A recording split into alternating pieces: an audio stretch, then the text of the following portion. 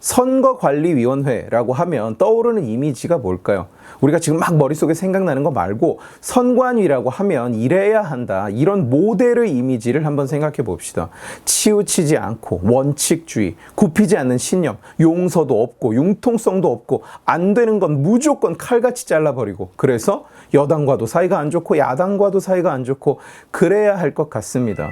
현직 대법관이 선관위원장을 맡는다는 것도 저는 이게 법적인 근거가 전혀 없다는 것도 이번에 처음 알았습니다만 누가 상상이나 했겠어요? 당연한 듯이 대법원장이 대법관 중에서 임명을 해왔는데 사실 그게 법적인 근거가 전혀 없었다고요. 어쨌든 그런 공정하고 치우치지 않은 대법관의 이미지, 또한 입법부, 행정부, 야당, 여당 그 어디와도 연결되어 있지 않은 채 사법부의 정치 감시 기능을 수행하는 기관, 이런 곳이어야겠죠. 선거관리위원회, 민주주의의 바탕인 선거를 관리하는 기관은. 그런데 우선 판사는 공정하다, 판사는 치우치지 않았다, 이런 말에 공감을 하는 사람이 대한민국 국민 중에 몇이나 될지 모르겠어요. 판사라는 존재에 대한 신뢰는 진작에 무너졌습니다. 판결을 지 망상과 지 이념으로 하고 판결문으로 자기 정치 이념을 설명하려고 덤비는 편향된 판사들, 대법관이 재판 거래를 해서 누구를 살려주고 돈을 받아 처먹지를 않나, 판사들끼리 집단을 결성해서 극좌 판사 그룹을 형성하지를 않나, 재판에 갔는데 우리 법 연구에 이런 거 걸리면 없던 죄도 생길 판이에요. 저는 사법부의 타락이 선관위의 타락과 무관하지 않다고 봅니다. 대한민국 좌측은 여러 가지 특징을 가지지만 어느 자리, 어느 위치에 있든지 공통적으로 변함없이 보여주는 특징 하나는 윤리의식의 결여예요. 저는 우측 인물들이라고 윤리적이고 도덕적이고 법을 잘 지킨다고 말하는 것이 아닙니다. 전혀 아니죠. 그러나 좌측 성향을 가진 사람들은 겉으로는 윤리 도덕을 부르짖으면서 자기 일에 대해서는 예외 없이 그 한없이 높은 도덕 기준을 적용하지 않습니다. 여성 인권 보호 노래를 하면서도 정작 시옷 범죄는 좌측에서 다 일어나죠. 약자를 보호한다고 을지로위원회까지 만들어서 설치지만 진해 의원실 인턴은 무급, 진해 서점 직원도 무급. 좌측이 추진하는 역점 사업들, 탈원전, 태양광, 도시공공개발 그 어떤 곳에서도 예외 없이 천억 단위, 조 단위의 횡령과 부정이 벌어집니다. 동물권이 어쩌고 저쩌고 맨날 떠들어대고 사진마다 개가 등장하지 않는 사진이 없지만 정작 키우던 개를 버리는 게 다반사예요. 적어도 우측 진영은 개를 지키자면서 오바질은 안 떨지만 다들 키우던 개 고양이는 안 버리고 죽을 때까지 계속 키웁니다. 선관위 관련 뉴스가 매일같이 쏟아지고 있는데 그 내용을 살펴보면 그야말로 무슨 제3세계 국가에서나 벌어질 것 같은 그런 겁대가리 없는 인사 부정 케이스들이에요. 어디까지 밝혀질지 알 수가 없지만 이제 막 감사를 시작한다고 하니까요. 지금 밝혀진 건들은 상당수가 문재인 5년간 문재인 낙하산을 탄 선관위원장들이 있던 시절에 벌어진 일입니다. 문재인이 내려보낸 낙하산이 다 그렇듯이 선관위 역시 부끄러운 줄 모르고 선거를 편파 운영해왔어요.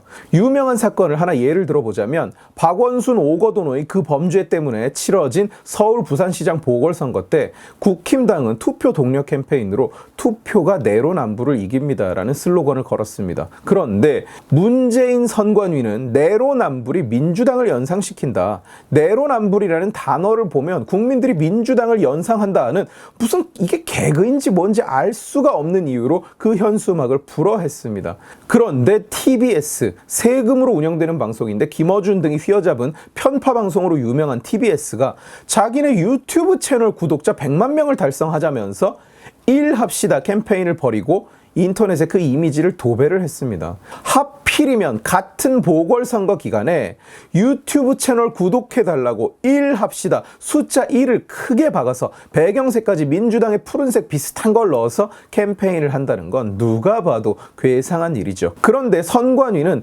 내로남불은 민주당이 연상될 가능성이 있다면서 금지, 일합시다는 1번 찍자는 뜻으로 보이지가 않는다고 허용을 했었어요. 선거 관리에서의 중립성을 잃어버린 순간 선관위가 인사 과정이나 경비 집행에서 부정을 저지르고 있을 거라는 건 당연한 일이 되는 겁니다.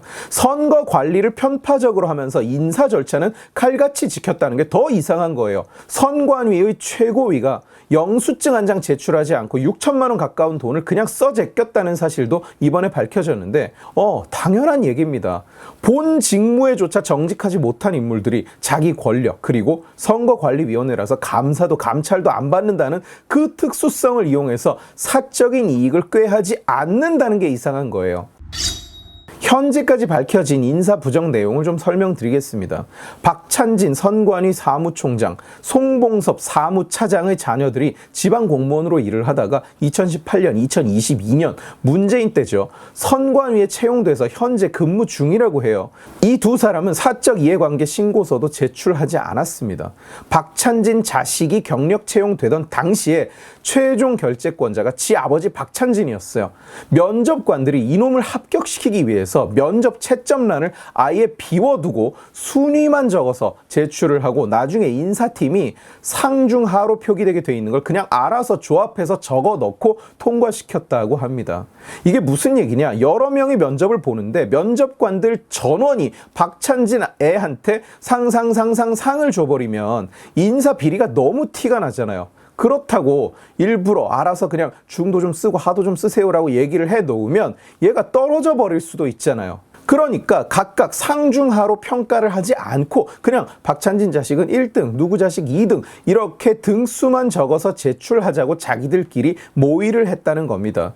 그러면 면접장에는 들어가 보지도 않은 인사팀 직원이 1등은 대충 100점 만점에 95점쯤에 맞추고 2등은 93점, 3등은 88점 이렇게 맞춰서 알아서 상중하를 그냥 자기가 써서 합격자 발표를 해버렸다고요. 그리고 박찬진 지가 최종 결재를 했습니다. 이건 인사 서류 조작이 되는 거죠. 송봉섭은 인사 담당 직원한테 지가 직접 전화를 해서 얘가 내 자식이니까 추천한다고 말을 했다고 합니다. 모든 면접관이 이 사람한테 만점을 줘서 면접 전형에 만점으로 합격을 했어요. 그리고 박찬진 자식은 6개월 만에 승진, 송봉섭 자식은 1년 3개월 만에 승진했습니다. 제가 제3세계에서나 벌어질 것 같은 일이라고 말씀드린 거 기억나시죠? 아예 대놓고 이 짓을 벌였다는 겁니다. 이게 끝이 아니에요. 세종시 선관위원의 딸, 경남 선관위의 총무과장 딸, 2021년, 2022년에 경력 채용이 됐습니다. 경남 선관위의 김 씨는 면접관으로 들어가는 동료들한테 딸이 면접을 본다고 미리 전달을 했고 면접관 4명이 김 씨 딸에게 준 점수가 정확하게 똑같았다고 해요. 미리 짰다는 얘기가 되겠죠. 그리고 1년 4개월 만에 승진을 하는데 승진 심사를 누가 결재했느냐? 지 아버지 김 씨입니다. 제주 선관위의 상임위원은 아들이 선관위 채용 당시에 아예 아버지 이름을 적어서 냈다고 합니다. 그리고 면접관은 전부 아버지의 동료들이었는데 전원 만점을 부여했어요. 그리고 7개월 만에 승진을 합니다. 이런 식의 얘기들이 계속 쏟아지고 있어요. 누가 봐도 그냥 대놓고 저지른 인사비리입니다. 한두 사람이 한 것도 아니에요. 그냥 머리끝부터 발끝까지 모두 다 썩어 있어서 이런 범죄를 문제의식조차 없이 그냥 해왔다는 겁니다. 마치 선관위는 원래 음서제도라는 게 있기라도 한 것처럼. 그리고 이 짓을 저질러 놓고도 선관위는 감사를 거부한 거예요. 법에 선관위 감사는 내부에서 한다고 적혀 있다고. 내부에서 한다고 적혀 있지 외부 감사를 받지 않는다. 감사 면제다. 이런 조항은 없습니다. 더군다나 선거 사무를 간섭하겠다는 것도 아니고 개표 과정에 간섭하겠다는 것도 아니고 인사 부정을 보겠다는데 그걸 무슨 명분으로 거부합니까? 그런데 끝까지 거부하면서 자기네는 감사 받는 기관도 골라서 받겠다. 권익위에서 감사를 받고 감사원 감사는 안 받겠다. 이러고 있었던 거예요. 권익위 조사는 강제력이 전혀 없어서 그냥 그건 제출 안 해요 하면 땡입니다. 게다가 권익위원장은 역시 문재인이 앉힌 출근 시간에 지각한 날짜의 비율이 93.3%라는 전설적인 인물이자 추미애 아들 병역비리 사건 때 병역비리 아닌 걸로 조사 결과를 내놓으려고 영향력을 행사했다는 이미 공정성을 잃어버린 인물이에요. 그런 기관에게만 조사를 받겠다고 버티고 있었던 겁니다. 그런데 여론이 너무 안 좋아지죠. 그러자 마지못해 인사 부정에 대해서만 감사원 감사를 받겠다고 또 무슨 여기가 베스킨라빈스도 아니고 감사 쇼핑을 하는 것 마냥 기관을 고르고 앉아 있어요. 그리고 웬걸 바로 어제 원래 감사를 하기로 했던 권익위에서 선관위를 갔는데 감사를 거부했습니다. 우리는 감사원에 받기로 했으니까 이제는 권익위에게는 안 받겠다고 거부를 해버린 거예요. 이것들이 이런 기관이었던 겁니다.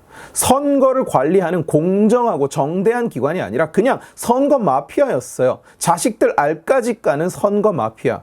선관위가 독립적으로 존재하고 독립적으로 운영되어야 한다는 것은 선거의 공정성을 보장하기 위한 거지 지들 개인 비리에 면죄부를 받고 빠져나가는 수단이 아니죠. 그런데도 감사 쇼핑을 하면서 이건 돼, 이건 안 돼, 이 상황에 와서도 그 추잡한 꼴을 보이고 있다는 거예요.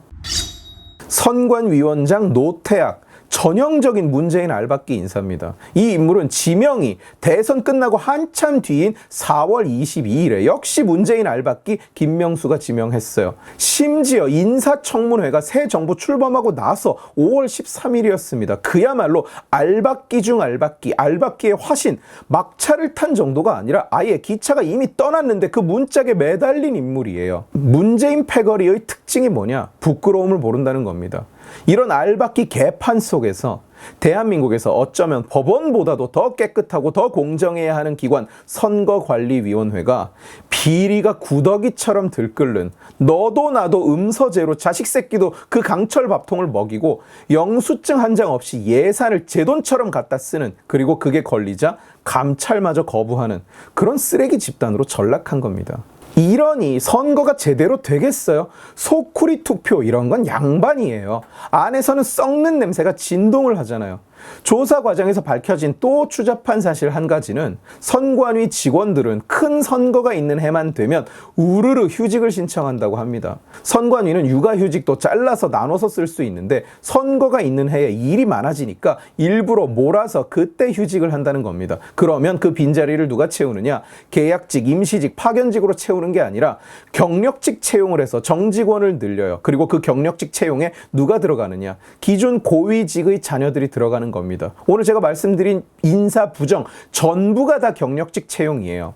정말로 가관이죠. 이런 것들이 선거를 관리하고 있었다는 얘기입니다. 이 판국에 선관위는 300억짜리 선거박물관을 세우겠다고 합니다. 상주 직원만 28명인 박물관이라고 해요. 선관위 고위직이 은퇴하면 가서 관장님 소리 들으면서 기사 딸린 억대 연봉 받으면서 신문 보고 골프 치는 그런 기관을 퇴직 플랜으로 세워두고 싶은가 본데 그 박물관에는 대체 뭘 전시하겠다는 건지 모르겠어요. 소쿠리랑 비닐봉투를 갖다 놓고 우리는 예전에는 이런 데다 표를 넣었단다 이러고 애들을 가르칠 생각입니까?